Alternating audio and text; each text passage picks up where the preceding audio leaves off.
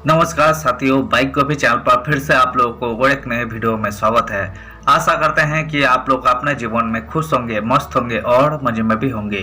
हमने आज फिर बॉलीवुड की बैकग्राउंड से जुड़ी हुई और एक रियल किस्से से आप लोगों को रूबरू करवाने वाले हैं।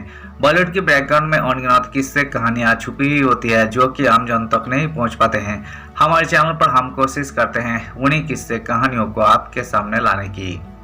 तो चलिए कहानियों पे चलते हैं, शुरू करते हैं बॉलीवुड की बैकग्राउंड से जुड़ी हुई और एक नई किस्से।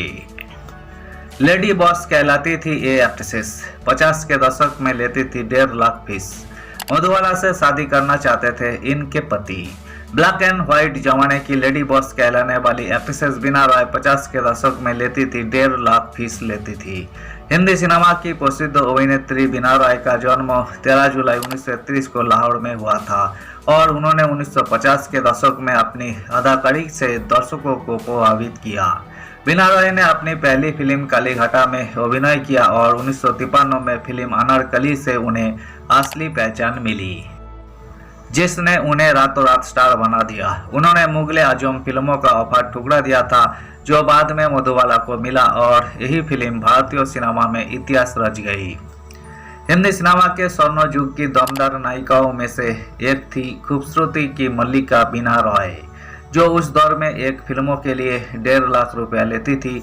13 जुलाई 1931 को लाहौर में जन्मी यही सजीव सौंदर्य की मूर्ति पर्दे पर जितनी सौम्य दिखती थी उतनी ही उनके अभिनय में गहराई थी। उन्होंने 1950 के दशक में अपने अभिनय से दर्शकों को मंत्रमुग्ध कर दिया।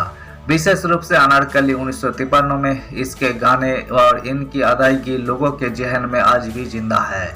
इससे जुड़ा एक बेहतरीन किस्सा भी है। उनके छोटे बेटे कैलाश नाथ ने कुछ साल पहले एक इंटरव्यू में बताया था कि मुगले आजम भी उनको ऑफर हुई थी, लेकिन उन्होंने इसे करने से साफ मना कर दिया था। कहा, एक छाप लग चुकी है और मैं उसे दोहराऊंगी नहीं। बाद में ये रोल उनकी झोली में गया, जिनसे कभी उनके पति प्रेमनाथ शादी करना चाहते थे और वो थी मधुबाला। वो दौर ऐसा था जब एक फिल्मों के लिए हीरो को 50,000 से 1 लाख रुपए मिलते थे, लेकिन बीना रॉय जैसे एक्ट्रेसेस को 1.5 लाख रुपए दिए जाते थे।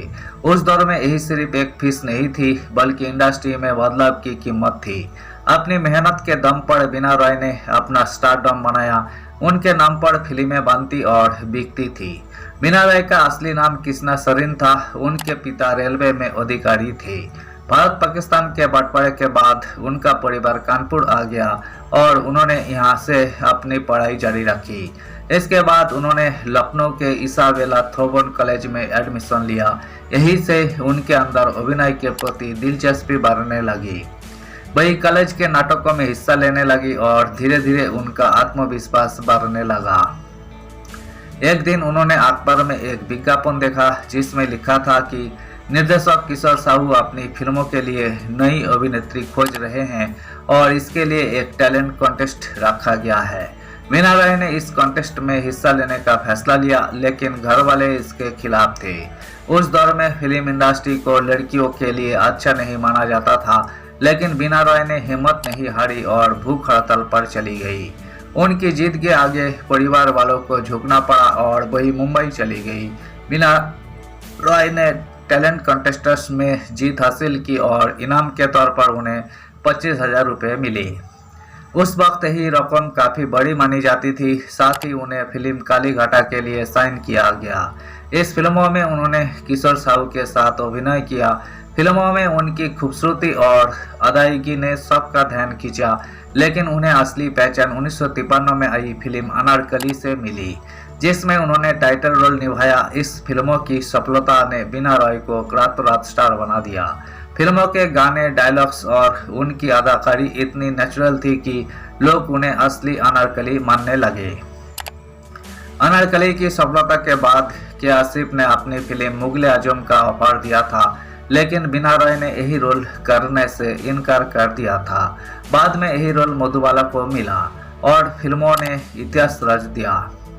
इसके बाद वही घूंघट 1960, ताजमहल 1963, चंगेज खान, प्यार का सागर और शगुफा जैसे कई शानदार फिल्मों में नजर आई। फिल्म घूंघट के लिए उन्हें सर्वश्रेष्ठ अभिनेत्री का फिल्म फेयर अवार्ड भी मिला था। बीना रॉय का फिल्मी करियर लगभग 15 साल का रहा। जब उनका करियर ऊंचाइयों पर था तब उन्होंने शादी करने और घर बसाने का फैसला लिया। उन्होंने मशहूर अभिनेता प्रेमनाथ से 1992 में शादी की। शादी के बाद उन्होंने धीरे धीरे फिल्म इंडस्ट्री से दूरी बना ली और परिवार को समय देना शुरू किया। उनके 2 बेटे हुए, जिनमें से एक प्रेम किसान बाद में खुद भी फिल्मों में नजर आए। बीना रॉय ने 6 दिसंबर 2009 को इस दुनिया को अलविदा कह दिया। 1950 के दशक में जहां फिल्म इंडस्ट्री पुरुषों के इशारों पर चलती थी, वहां बीना रॉय ने अपनी शर्तों पर काम किया और अपने अभिनय से लोगों के दिलों पर राज किया। यही वजह है कि आज भी लोग उन्हें याद करते हैं। उन्होंने अभिनेत्री के तौर पर ब्लैक एंड व्हाइट जमाने में भी रंग भर दिए थे। धन्यवाद साथियों, आज की इस वीडियो में हमने बॉलीवुड के मशहूर एक्ट्रेस दिवंगत बीना रॉय से जुड़ी हुई किस्से को आपके सामने रखने की कोशिश की है।